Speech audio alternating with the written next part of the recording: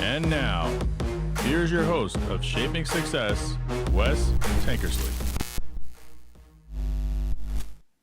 What is up, everyone? Welcome to Shaping Success Morning Coffee, Robert Watson edition. This is Wednesday. We're doing the Ars Victorious, going through Robert's book. We've been doing this for, damn near 3-4 months now. So we're working through it chapter by chapter. Good morning. How's everything? Oh, not too bad. Not too bad. How are your expectations? My expectations of what? That's the question. I have, it's funny. That's a tough question to answer because my expectations are always so high, So the hope is that everything just keeps going, right? That's all there is to it. Just keep moving forward. That's all we can do. That's it. And that is also the chapter as well. So we're going to talk a little bit about that because this is, it's probably a different number in the book, but it's I need to just start going through the book. But anyway, it's number 17 from what I'm looking at. Let's see where it's at in the book here. We are number 17 in the book too. Look at us. We're in line. Finally, we got it. Yep. They switched up the order a little bit, so we got out of order, but now we're back in order, so I like it. Perfect. So tell us a little bit about this one. Yeah, this was the oddest thing in our lives is forming our expectations. And the weird part about expectations are we don't even know necessarily what something looks like, right? For example, someone says that, I want to find a forever mate, right? And okay, well, what's that look like? What do the actions of a forever mate look like? And they're like, well, I don't know. I said, well, then how will you know what you're supposed to find? How can you align your expectations with reality when you don't actually have a set of expectations? And this all came about because I decided to reboot my life, career, whatever, to a kind of a 2.0. I went back to get a bachelor's degree, which I did. I got a graduate certificate, and in a couple of days I'll have a master's, and I'm on for another master's before my PhD. But the interesting part is of course, I'm in class with my undergrad with very young, at least in grad school, they get a little older. But the expectations you've seen the movies, right, where people go back to school, and it's always about going back for the parties, going back for all that kind of stuff. And, obviously I'm not back for that. I'm back for the education, what opportunities it presents itself. But my expectations were pretty reasonable, right? And it's when our expectations get unreasonable that we have a problem. For example, a friend yesterday got invited to the White House, right? Which is really a pretty cool thing. But the friend's not actually very much in love with the current administration. And I said, that's fine. But I said, you're not honoring the man. You're honoring the office. Right. I said, so when you change your expectations, right, of doing honor to your country, because that's an office you hold, not a man that holds the office. I said, how does that change your expectations of your trip? Oh, well, now I can relax and enjoy myself. I said, yeah, because you're no longer upset at him for a certain policy, whatever. That's just the government producing, but you're going there to honor the office and to spend some time in a landmark in American history. Right. That's really pretty cool. So when you reset the perspective and reset the expectations, all of a sudden it's like, well, I'm looking forward to going to the White House. Funny. Yeah, and it's always one of those things, like as you're talking about expectations and not knowing what they are, how can you really figure that out? It goes back to, and I was reminded of the book that I read by Stephen Covey about beginning with the end in mind, because that is very important to understand what the end goal is before you go to create the goal. Because if you don't know what that is, and how are you going to get there? How can you have proper expectations about what it's going to take to get there? Yeah, we talked about people wanting to, again, go back to the mate thing, because it's really, everybody pretty much understands it. When I was talking to a friend, the friend said, yeah, I was in love with my ex-husband based upon the idea of being in love with marriage. Right. I wasn't actually in love with my husband. I was in love with the idea of marriage. I said, isn't it interesting how your expectations were, you had this institutional fixation? That's really an interesting standard for your husband to try to keep, right? Because he's a flawed human being, right? We and all if are. you're right, and I said that's a really tough set of expectations when you put on somebody. And that's what we have to remember going into all of our situations, right? We start having to lower the expectations because there's people involved. And also feel like, why are we there? Ask the question, why are you there? Yep. And then all of a sudden your expectations come more in line. You begin to understand, hey, this is an opportunity to see the White House. This is an opportunity to do something not a lot of people get. Now all of a sudden it feels really good, right? It went from, I don't know how it's going to feel, to, wow, this feels really good. Yeah, and that's a whole other disconnect, right? Like, I mean, I feel like this is even an off-tangent topic, but like the reality of the situation is like growing up, the president of the United States, no matter who he was a very important person. This is the leader of our country. Whether we like the policies that he has or not, it's something that needs to be respected because we respect that person. And I think that level of respect for anyone, whatever side you're on, is like disappeared, right? Yeah. And that's, again, it's like going into classrooms and you have a teacher. This is a world you're familiar with. Right. The teacher holds a position in the community. Yes, the teacher's a person. They have different skills, different ways of approaching it. But they're still supposed to be honored as someone who is a public servant, right? Mm-hmm. Who is showing up every day, trying in many, many cases to give their best, right? Yep. And how are they treated? What are our expectations of how we should treat a teacher? Right. Right.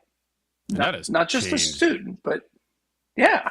That has changed so much over time too. Like I feel like it's public servant has become, you do what I say, not what you're supposed to do, not what you studied to do, not what you've done all the research to do, not what you've done the work to learn so that you can show other people how to do it. It's like, nope, that's not what I want you to teach. You do what I say because I pay your bill. I pay your salary. It's just a weird deal. Yeah, if we were to go back 70 or 80 years and we looked at the pillars of our community, right? We would say who? Policemen, firemen, teachers, right? Yep. Why? Because they made our communities whole. They saved lives. They educated our kids, right? These are the long-term values we said we want. These are our expectations for our society. Right. Tell me that's the way everybody feels about firemen, policemen, and teachers now. I have to say, like, I'm guilty of thinking a lot of things as well, because it's just kind of one of those deals, because now it's just a different society, right? Because they inject these things that this is the expectation was like, if you are a pillar of the community, you should lead by example, right? And that's the hard part, is like that example is not being set either. So there's a little disconnect between both sides, right? Yeah. I love Charles Barkley, the basketball player, because he's so candid, right? Yeah. He said, right, he has the worst hook on a golf shot I have ever seen. But that's another story. Oh, horrible. But the interesting part about him is he's always really, really honest. And he says, I'm not a role model. I'm a basketball player. Yep. Okay. And it's really true. What are you going to remember as a kid later on in life? Are you going to remember that teacher that invested in you? Or are you going to remember that power forward playing for the 76ers? Yep. Really? Who's going to invest in your life? Who's going to make a difference?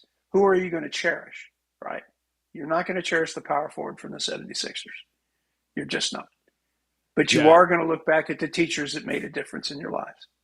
And that's the thing. That was part of the reason why I wanted to go to education. And the change for me was the fact that, just like we were talking about, is you can make that difference, but you can't make it the same way that you used to be able to, because there's so much disconnect in between what that is anymore. Yes, so that's very true. When this whole trophy mentality came into step where everyone should get a good grade, everyone should get a trophy, everyone should pass, everyone, the no child left behind thing. It's like, there are some people who just aren't going to do it. There are people who do not do the work. And just, those expectations of this is what you have to do in order to pass this class, in order to move on.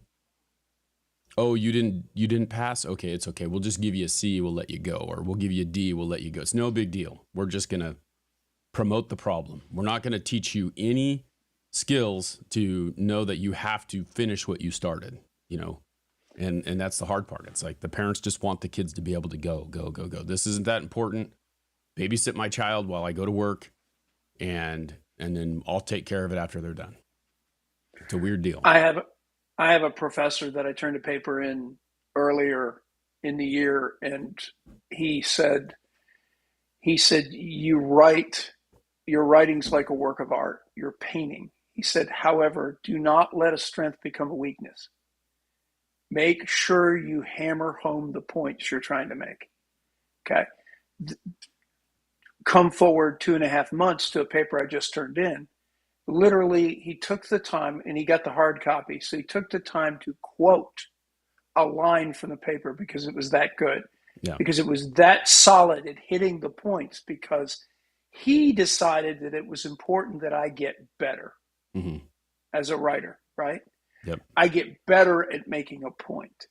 And I was like, you have to be honored sometimes when people take the time to critique you, right? It's not a matter of, the ultimate statement of love is somebody who's pushing you. It's not a critique. It's a sign of, admiration. They think you're good and they want to make you better. And they think they can show you how. That's pretty cool. But again, your expectations have to be what? What does a grade mean? What does a critique mean?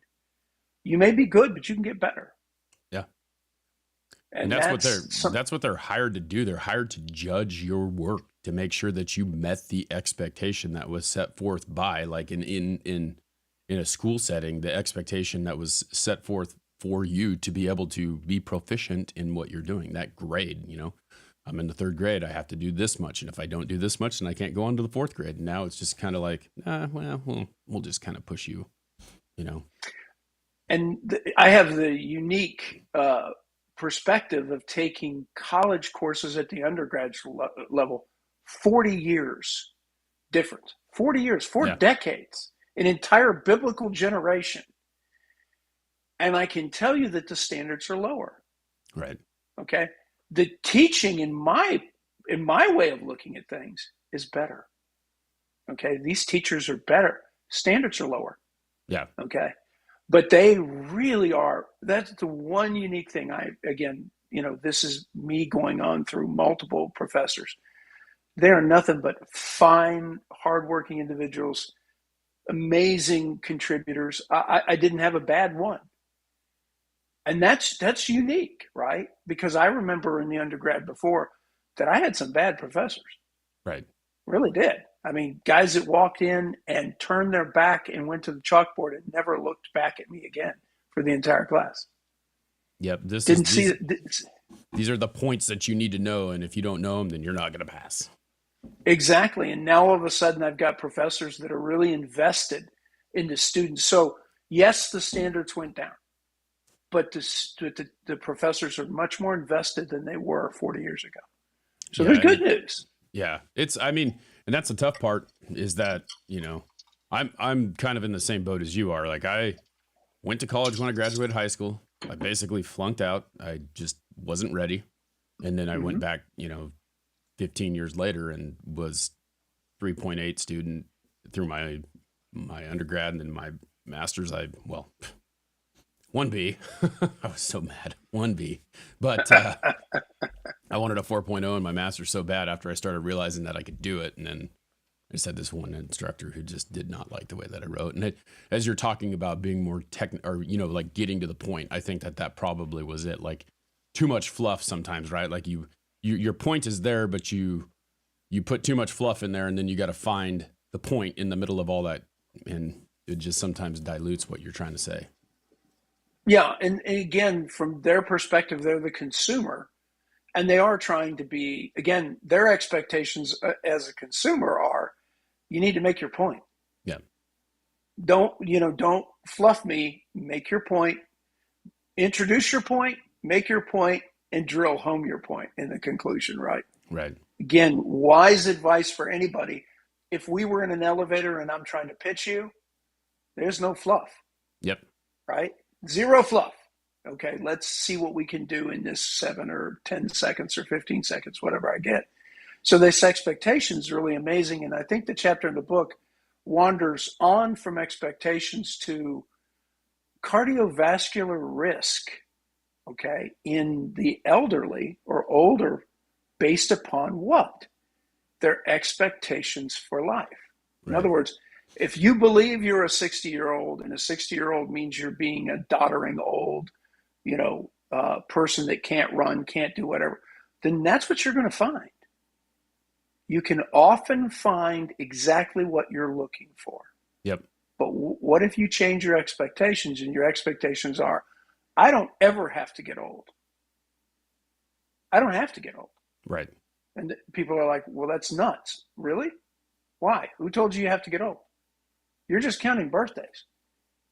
But what if you just pushed harder? What if you looked at the best technology for vitamins and supplements and eating? What if you did all that? Do you have to get old?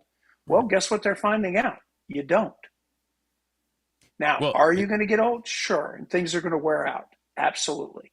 But you don't have to get old as fast as they originally thought.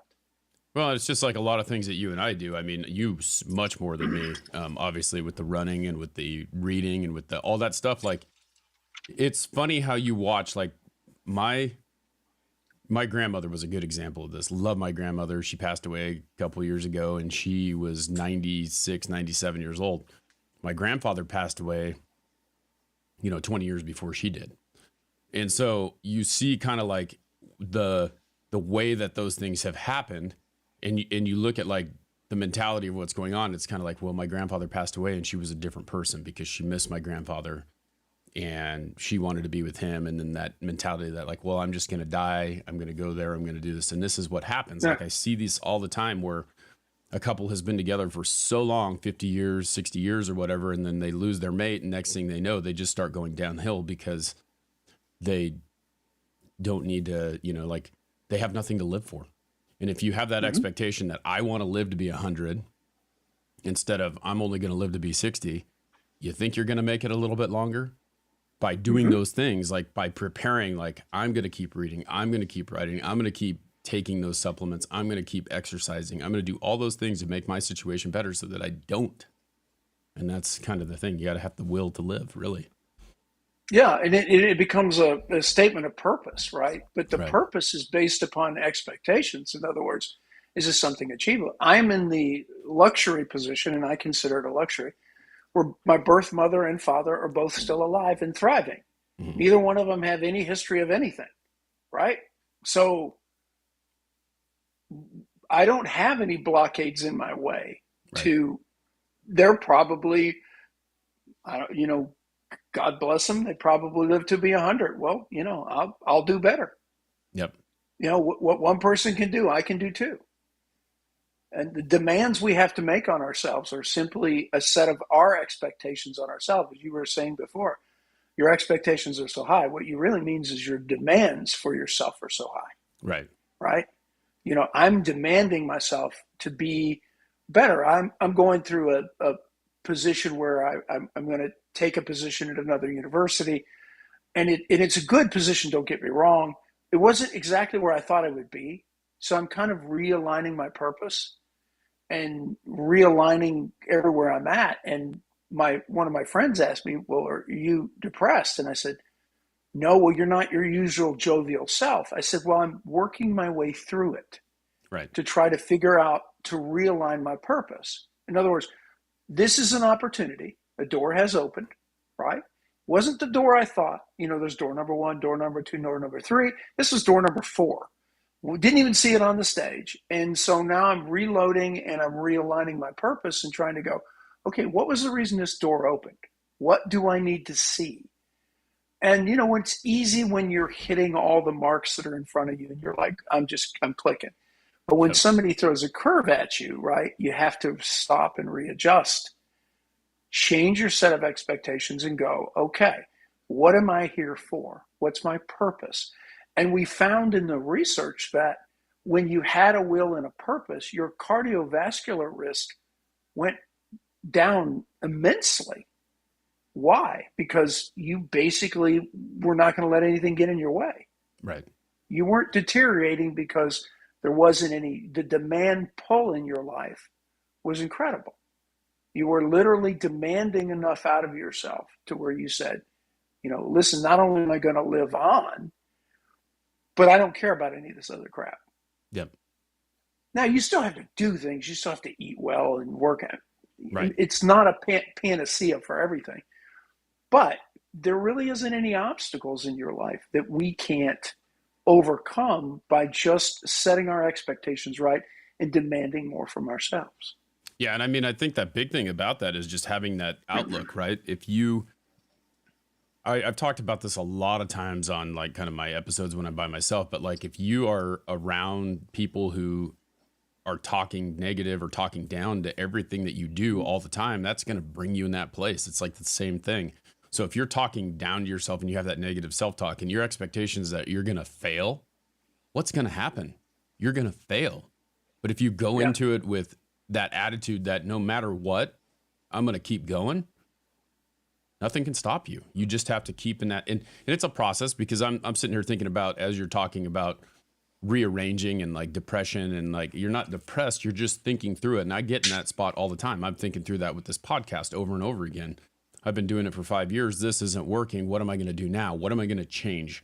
And listening to people's critiques, right? Like people think of criticism as a negative thing, but it's something that if you take all that criticism that you get, you don't have to listen to it. You don't have to do it, but maybe there's some good points in what other people are telling you. And if you dismiss it, then you're really doing yourself a disservice, because there could be something that's going to give you that one more inch that will get you that over the mountain. Right. And we always have to make sure that we sell based upon, a podcast is based upon meeting an audience's need. Right. Okay. So the question is what is the audience and what is their need? Okay. And then we just have to craft it in a way that meets their need. And we've got in this idea where our expectations are, well, if I write a book that's really good, that it will just fly off the shelves. Right. Well, why? Why will it fly off the shelves? What makes it different? Why? Right. What makes it any different than anybody else's book? And then you start realizing, just like everything else, you might want to take things slower and do things with a little different traction. In other words, just start in first gear. Don't start in fourth. Yep. Right? And just grind it out. Right. Is it okay if you're supposed to sell 10,000 books, do you need to do it on day one? Or do you need to do it over a year where you grind it out and you just don't quit? Right. Well, same thing. You're selling 10,000 books. It's just one's much more realistic. And you don't get down at yourself going, you look down at your sales and you go, I haven't sold 10,000 books. Well, right. How is that realistic to begin with? The average book sells less than 3,000 copies. Mm-hmm. So you want to sell 3 times the average. Did you even know what the average was before you started? No. So you might want to get some statistics, right? Yep. Trying to figure out what you're trying to do. Podcasting is a very crowded space right now. 100%. Okay. So you have to be different, right? Well, what does different look like? I'm not sure what different looks like. And you're not either. So what you do is you just keep changing. Keep changing. It's like trying to find the right tune, right? You're trying to get the right note. Takes a minute. And that's it's the education. Thing. You can continually do that. And, I've thought about, and those are the things that I think about, like this niche that I'm in is like heavily diluted, and what sets you apart from those other people. And a friend of mine sent me a podcast the other day, and I was just listening to the guy talk about what the podcast was about. And I'm sitting there going, either this guy listened to me or I listened to him, and it's like we copied it verbatim. So why would, what's going to make that guy want to come listen to me versus me listening to him or anyone else, right? So that's now what makes it different. Yeah, but it's also the other idea that you can't stop just because it's crowded space. Right. You just have to keep dialing and dialing and dialing until you can find in exactly what you're supposed to be and why you're supposed to be here. It's like we started this out several months ago, right? And I was grossly unhappy with my performance, right? Because my expectations are very high. But I'm also realized that I've got to give myself a moment to adjust, right? To get used to the space, to change the lighting and do the things that are going to be advantageous for me. And that takes a minute. Yep. And I'm really blessed to have you so tolerant of my learning curve, right? That I'm way behind you. It's helpful though, because, and that's the thing, I think that people need to understand that point. Like, it's helpful to know I've been doing this for 5 years, so I know where you're at. Like, I was there. And so I'm tolerant of it because I don't expect it to be perfect right off the bat. And I think the bigger point really is to get the content out there first, right? Like, to get the information out there. Yep. And if people hear the information, they're not going to really care that, it's a little dark in your room, or they're not going to really care that your sound isn't good. As long as they can hear it, they're going to be okay with that, because the content is what really is going to drive them to the information. Yeah, either it's something that moves them as an audience or it's not. Yep. If it moves them as the audience, they'll be back. If it doesn't move them, you're just another thing they're flipping through.